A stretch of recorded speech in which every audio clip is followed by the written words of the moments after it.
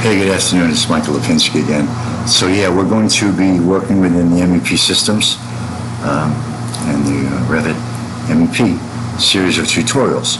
So we're going to have to explore some priorities right from the beginning. Now, before we delve into this, the due diligence dictates that we cross our T's and dot our I's. So, it's my firm belief that these systems can be dangerous, right?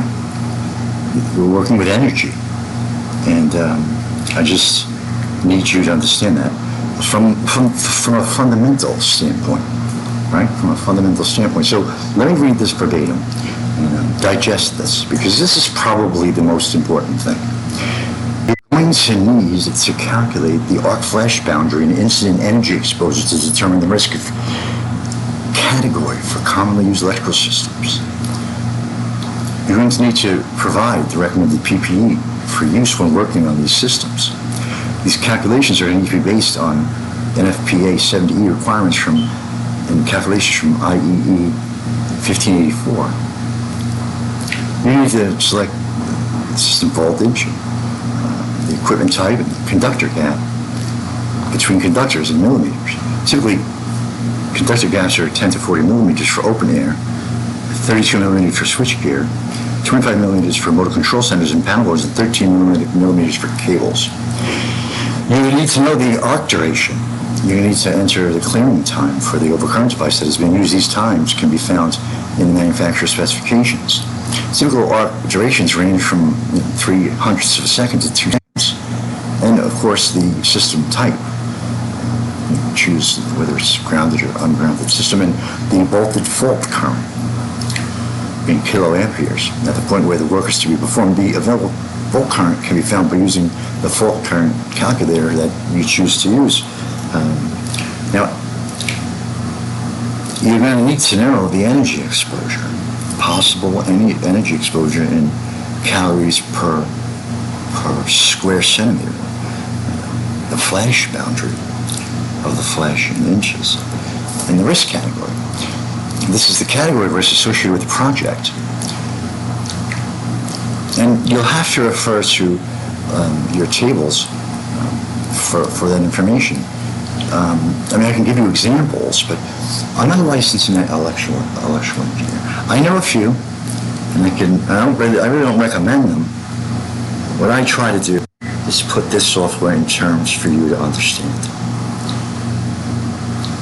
I'm trying to focus on my strengths, and my strengths, I believe, is I have the gift of gab, per se. Now, everyone's got a gift. Some don't get gifts at all. Some just take. Now, we could go through energy consumption and all of the wonderful laws of physics, but we can't right now. You have those courses in your curriculum. You'll need to augment, or I should say, you need to translate those skills and that knowledge into the software platform. But the good thing is, it's done, a lot of it's done for you. So if anyone's followed any of my videos in the past, you know I can go off on a tangent from time to time. But again, this isn't for the faint of heart.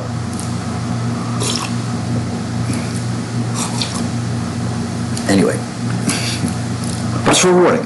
So I'm going to start back, or at least at the beginning, with exploring the user interface again.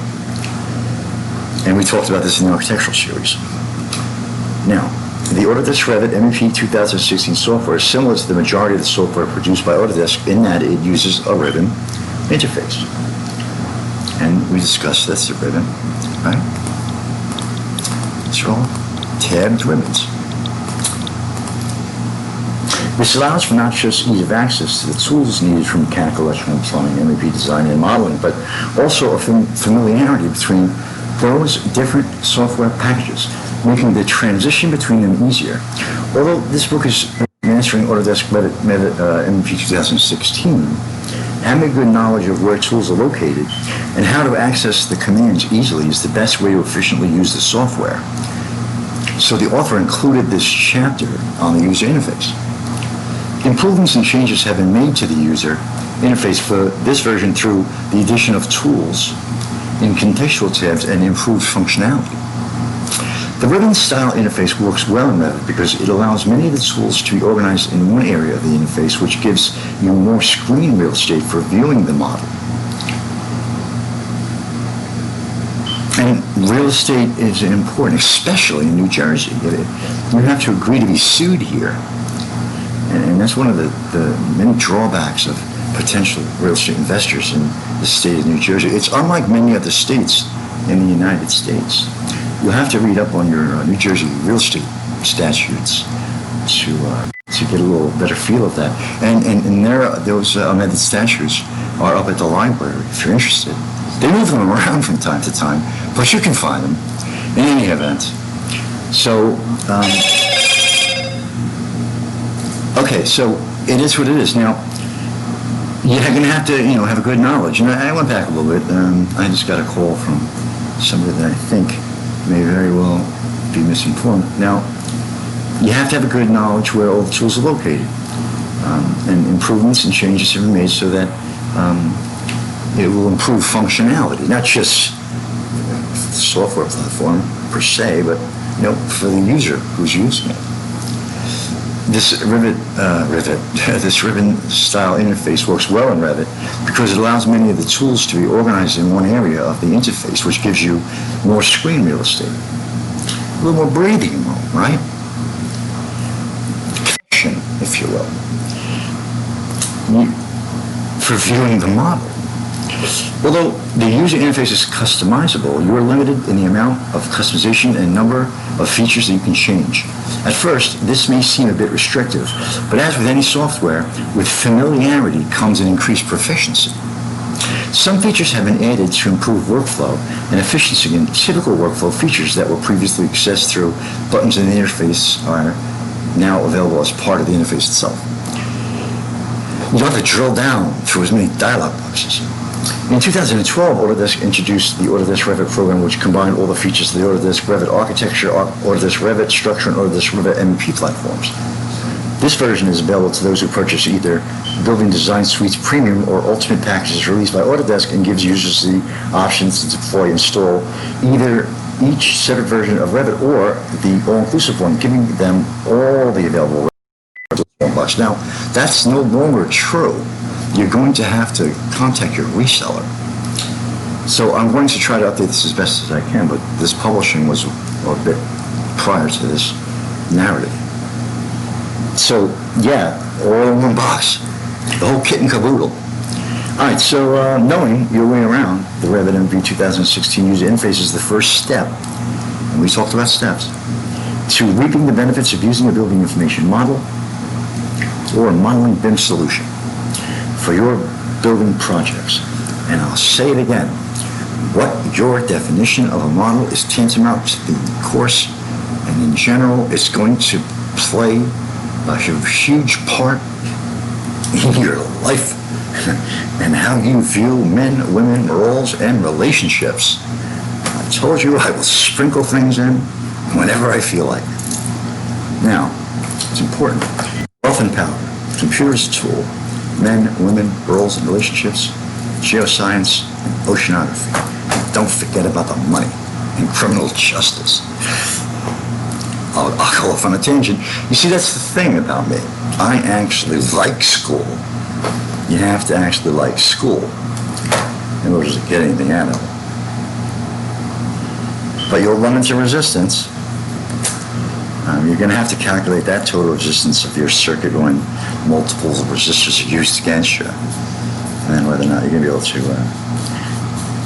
withstand that. Only time will tell. Anyway, don't test judge. The ribbon. Prior to that, though, navigate the ribbon interface if you want. Utilize user interface features, use settings and menus. In the ribbon, if you're familiar with the Revit MEP user interface or AutoCAD or any software package countries these days. You know what a ribbon is. Use with the Revit MEP user interface prior to the 2010 version, transitioning to the ribbon style interface may indeed take some getting used to. And it was with me for AutoCAD DOS, right? When I started, I was on AutoCAD Release 14 for Microsoft Disk operating system. It might as well have been, DOS. Once you understand the way that the ribbon is set up and how you can customize it to better suit your workflow, you will see that it is an optimal interface for a BIM and design application. If you're transitioning from an earlier ribbon interface, you will inevitably notice some changes to the location and order of the tabs, and the introduction of new additional tabs and commands. Now, using tabs, if you're not familiar with the computers, it may be cumbersome for you. If you're trying to transition from the field, getting used to a computer, it could be a very daunting task. You'll be all thumbs, just as some office folks would be if indeed they went out and tried to perform some of the processes and procedures of folks that were administering things in the field. Like, I can gut and fillet fish, but I'm not 100% sure I can give someone an aorta valve replacement with a fillet knife, per se, in any event, using tabs. You can access a tab by simply clicking the name at the top of the ribbon. Although each tab is designed to provide a unique set of tools, some of the features of Revit are repeated on different tabs. Depending on your screen resolution, some of the buttons on the panels may become compressed. In addition to this, there may be subtle differences in these images and those you see in your Revit interface. This is because of the software used for the images in this book come from Revit rather than Revit MEP. The panels and tools for each tab are described here, but not all panels are shown for each tab. Very important. Lots of panels. Panel of adjustments, panel of this, panel of that. I'm going to share a panel with wainscoting. So, don't tell Donna. Smoke. Now, this may pipe right back to FDNY anyway. Here's a guy fucking smoking in apartment 3F. All right, so we're not going to talk about minimum burial depth just yet. I don't want to go on a tangent, but again, this is very, very important, using these tabs and knowing that, you Board of Adjustments and all the permitting and all this goes into all this. So, as an engineer or a draftsman, you have to be cognizant of the fact that in tandem to you doing this, you're going to have to generate submittal packages. And we're going to get to that. If I had the luxury of being able to sit and provide this instruction to you in this high-end unit, well then we'll be fine.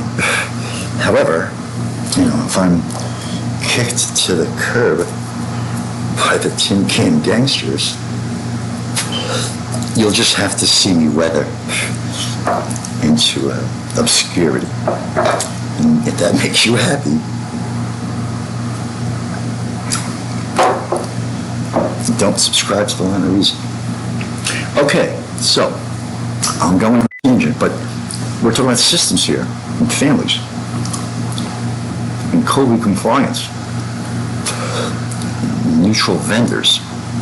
Now, the Systems tab. The Systems tab shown in figure one of the screen that you're seeing before you is the main tab for MEP modeling tools. Once known as the Home tab, this tab has been renamed to allow for continuity between Autodesk Revit MEP and Autodesk Revit. The tab is divided into panels that are specific to each of the main disciplines. Each of the discipline panels has a small arrow in the lower right corner that provides quick access to the discipline settings or discipline-specific settings dialog box, or new to Revit MEP 2016, the Fabrication Settings dialog box number 2. Now, you know me.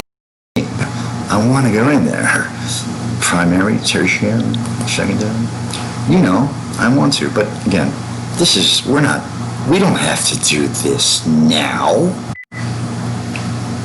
We don't have to do this now. Silly. We'll get to that. So, hold your horses. In any event, we'll get to it. We'll get to it someday. Well, someday it'll get to us, and then we're fucked. Oops, I'm sorry. It's just supposed to be professional. In any event, these systems, some of them, aren't really balanced. You've got to balance them sometimes. And then sometimes you just got to chalk out as a loss, scrap them, and throw them in the dumpster. Hope you get, what's the spot price of a copper on the Dow Jones. All right, so, yeah, I'm sorry, I'm off on a tangent a little bit, but once you start ingesting these things, it's a system. Big tobacco, Morris. You could very well get a job working in a tobacco manufacturing and processing facility. My first job offer out of Lincoln Tech as a draftsman and as an architectural drafter and computer-aided design operator was in Freehold, designing prisons. I wish I would have went, not to stay. But Freehold is so far down, and it's filled with Jews. If you've ever been to Freehold, it's Jew heaven. Anyway, I'm sorry. Ain't nothing wrong. I didn't say anything derogatory. I'm saying there are a lot of Jews in Freehold. I even looked at a house there once. I was going to buy a house in Freehold. I've been sitting on the Garden State Parkway forever. These systems are important, and these, the tab is divided into panels that are specific to each of the main disciplines. So each of the discipline panels has that small arrow in the lower right corner that provides quick access to discipline-specific settings dialog box, or, like I said, to the new Revit fabrication settings dialog box, which just so happens to be on the right. It's kind of, look, see, it's the lower right-hand corner. You'd think, hey, why not put them on the left, right? What is why? And you say to yourself, well, because if you're going to start here and you want to scroll or at least fan out this way, you want them to maybe follow the scan lines of the monitor, right? I don't know, maybe. Maybe it's a Zenith, maybe it's an RCA thing. Well, it could just be, you just happen to have to conform to the process, or not. Or you're down the road, right? This is a very stringent business, very stringent. I had to learn the hard way.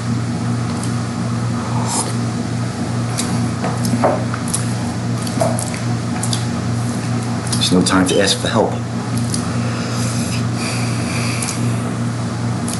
Call the help desk, guess what? You might as well be calling the friggin' mortuary. Architecture and structure.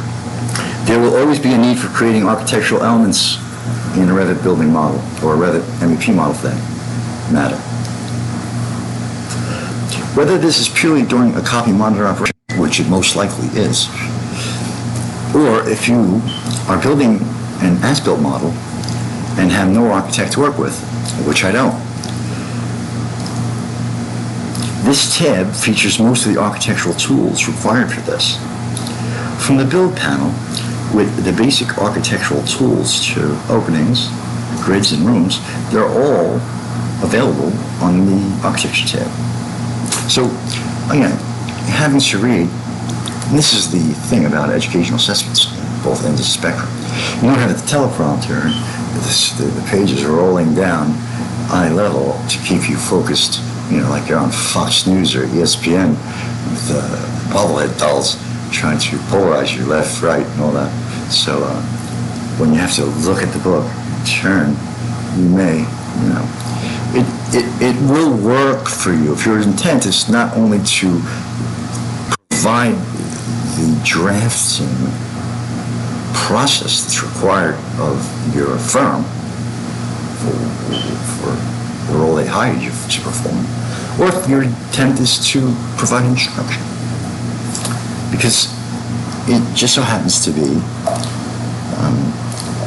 one and the same sometimes. And to any young budding engineering students with those high debt student loans, lots of ways. If you teach, that's one way to get it excused, right? If you're a civil servant, employee, you can you can qualify for student loan debt forgiveness. I didn't. I had to pay it off with my tax returns. When one of them was stolen from some identity theft in Santa Barbara, I'm still waiting for the $1,550. I'll find it. Someone's going to have to cough it up eventually. In any event, I called into me the routing number, to give me the account number.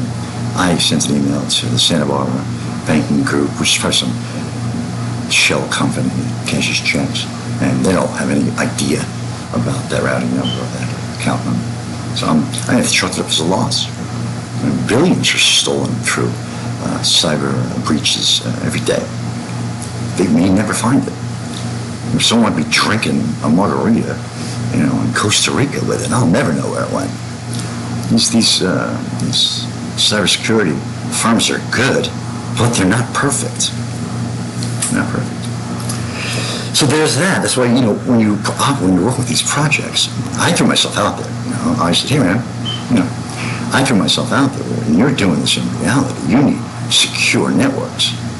You can't do this, from Starbucks. Or at least you may be able to, but I wouldn't recommend it. You should have a secure line.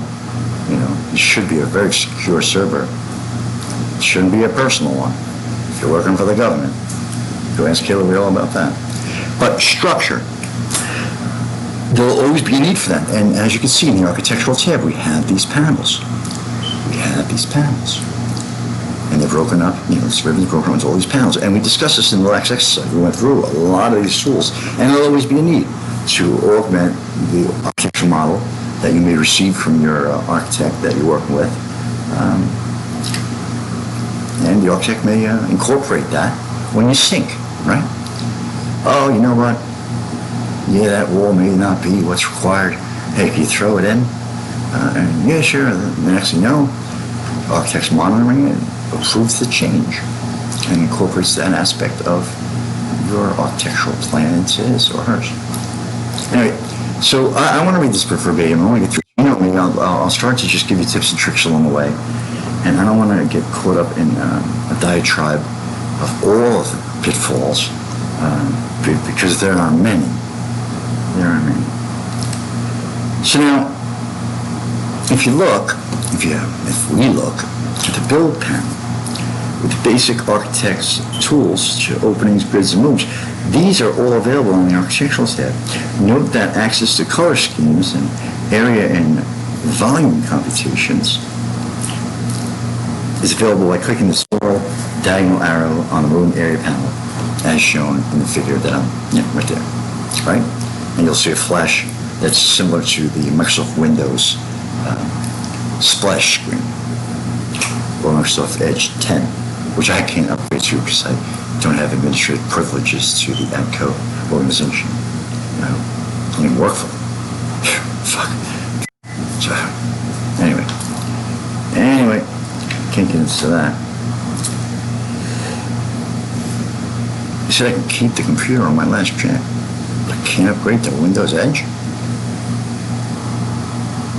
What are they telling me? Doesn't seem fair. If you think about it, during the antitrust suit, you said Microsoft can't include, or at least couldn't by default, have Internet Explorer as part of its Windows operating system when it sold its software and included it in PCs, and they filed an antitrust suit against Microsoft. And now, these simpletons at ADCO are telling me that I can't upgrade to edge. Isn't that the opposite? You say one thing, you can't do this, Microsoft, and then they do it. Break the law. Antitrust. Sounds like a monopoly or something. Maybe they're in cahoots with Google or Apple. You know how it works. Very competitive. But I'm not happy with it. I'm not happy with it. I'm not happy. Vendor neutral. We're talking Kobe compliance. I can't upgrade to Windows Edge. Antitrust. Anyway, I complain. Who'd listen? So anyway, now the structure tab, and this one it's always going to remind me of my father. You know, I always think of my dad when I see this tab. You know, and I'll think of Jake too when I think of this one. He's a rod man for a while. He should really get back out there and do this. It's bad for the back. But all this stuff Jake would love. My daughter's boyfriend. If he could get his ass in gear, this is right up his alley. You know, all of this stuff. This would make any ironworker stiff. Any ironworker stiff. Any metal fabricator, real stiff. Or wet. Doesn't have to be stiff. Gotta dip this stuff in water to cool it off, right? Anyway, yeah, I always think of my dad when I think of this stuff. I can't stand it. All right. So, yeah, the structure tab contains tools for modeling structural elements, as well as some common tools for grids and reference planes. And we've always seen that on most of the tabs. Both of these tabs are available in their entirety if you install it as part of the Building Design Suite Premium or Ultimate packaging. If you do this, you may just have to cope. It's not an easy job. Now, insert. Whether you want to link another Revit project file,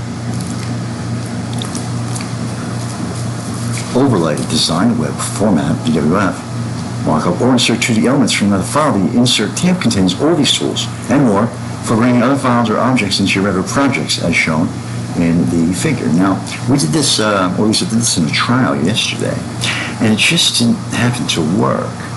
Now, when, let me just, before I do my, right set Fred routine, just give me a moment to read through this so that I don't rush and make a mistake that I did in the pre-trial run to provide this instruction a little more fluently for you. Yeah, it contains all these tools and more. Bring other files or how do you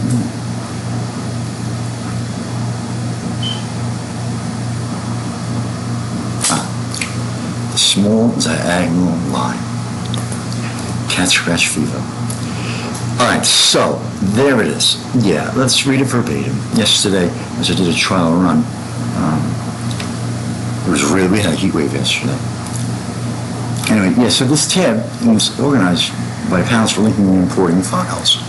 We talked about this, and the most important one of the industry foundation classes. It's organized by panels for linking and importing files, and it also contains tools for loading Revit families. A Revit family, and when you think about it, it's like a real fast family coming at you. And it also contains tools for being able to process the speed of information that you're going to have to process when dealing in cloud-based telecommunications environment, or you'll suffer hysteresis. And you can't have that. You can't. Not in a project where you're going to, or I'll have to recite the Arc Blast narrative again. And we wouldn't want that to happen, right? We don't need folks on the team that like to calculate the flash boundary and incident energy exposure. We don't like that, so can't have them on the project. The risk category, there's just too much of risk for them. project. If they like to do that, they have to be excluded from the model.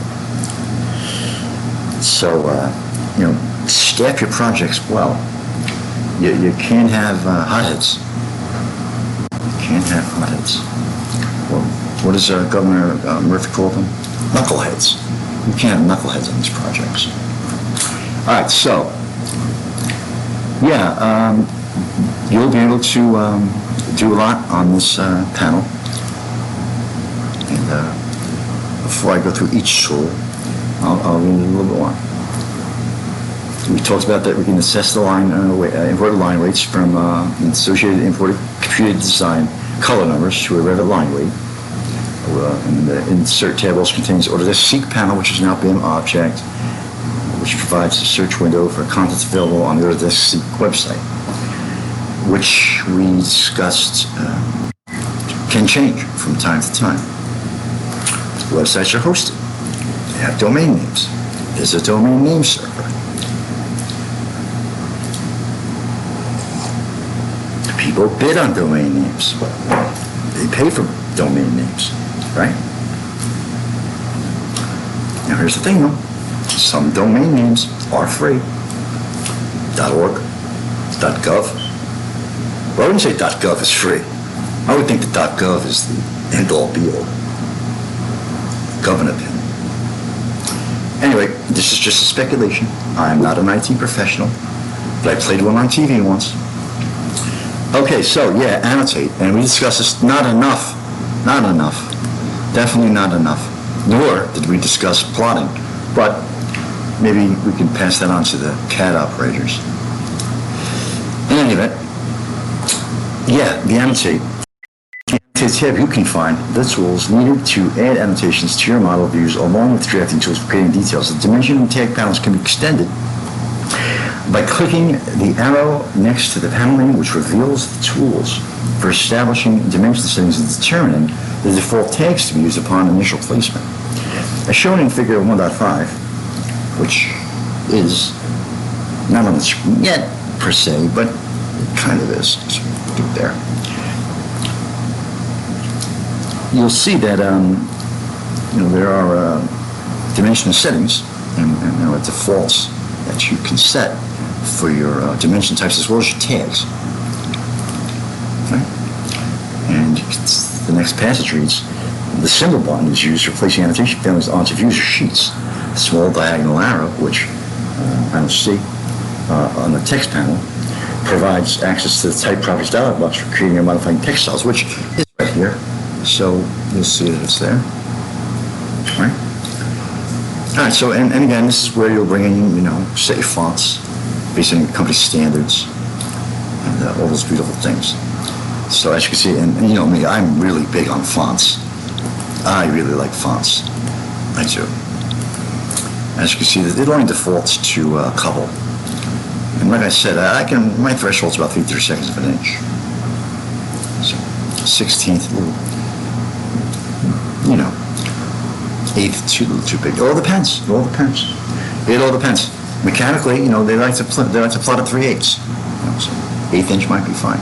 1/4 inch might be fine for certain things. It all depends. That's why it is usually prudent that the mechanical lead the coordination effort. Tin goes in first, and subsequently the trades will then overlay their models, or at least coordinate their model with the mechanical model. And in AutoCAD, it used to be a little different, especially since a lot of them are using Revit. Given it to you in AutoCAD, you're coordinating your electrical model in AutoCAD, giving it back to them, and then it can really, really play havoc with the central nervous system. So it's best to get in early and to not be a risk to the project, be able to work with the architect, be able to work with the mechanical engineers, be able to work with the fire protection consultants, be able to work with the structural consultants, be able to work with the civil constructions. Because if you're not civilized, then you really shouldn't be in the building in the first place. And if you do somehow find your way in through some doctored up scheme to get in on a project number for some pension shame on the organization that got you in the first place. 'Cause we don't need ticking time bombs on these fucking projects. We just don't. You don't need someone that's going to sit there and just collect a check. You don't need somebody that's going to come in there and try to play domineering and won't conform to the organizational's managerial hierarchy. Trying to skip over. And a lot of times you go into these organizations and they're playing let's move people around to staff the work. And if you're unfortunate enough to get into a project like that, and then you're like, it's going to be an exercise in futility for you. And sometimes you may just have to say, you know what, it's obvious that this is not going to work in the way that this is structured. It would probably behoove me to move on to what I would perceive to be would be greener pastures. Now, although the grass isn't always greener on the other side of the street or the other side of the hill, sometimes as you get older, you'll be starting to become a little more cognizant of whether or not you're in a firm where the management just isn't up to par. So, just buyer beware. You take a lot of jobs. There's a lot of people out there looking for work. Just be cognizant of your managerial hierarchy. Because chances are, you'll be able to judge a person by how they treat their subordinates. That's a guarantee. You'll be able to judge them. And that's important. I'll say that. All right, so, yeah. And I'll tell you, we talked about it a little bit. And what I guess I could do now is I was going to get into Analyze and Masking Insight, but I'm going to take a break. I want to pour another cup of coffee, a little more research. We've done more than enough analysis over the course of time, but we have to do more. There's so much more to get to. The coffee is going to be the most important thing. I made a few demos yesterday about faculty meetings, and I just want to make sure that everyone's well within their faculties before we continue. We have so much to cover, and I'm not 100% sure if I'll be able to work from home. Because I'm not getting a check from Autodesk, but maybe I get a check from the Social Security Administration, or maybe I get a check from the New York State Department of Labor, and maybe I get a spend going to the New York State contract reporter and order 55-gallon drums. I don't know. I have lots of ideas. There's got to be something I can do for a living to earn. I don't know. I could probably survive on $2,500 a month, $3,000 a month. You know, it is the when you're up against the clock in life and you're reaching your apex of marketability, you start to run out of source. So you really have to, in addition to find the source, sustenance source, you know, if you have any responsibilities, you know, underlying responsibilities, you're going to have to balance the risk to not only just you, but any responsibilities you also have. So I am trying to remain as liquid as I can, not to have as much tangible assets, and hopefully see if I can somehow put together a revenue stream that I can maintain balanced cash flow and maintain a non-volatile career path for my responsibilities without having to be outsourced.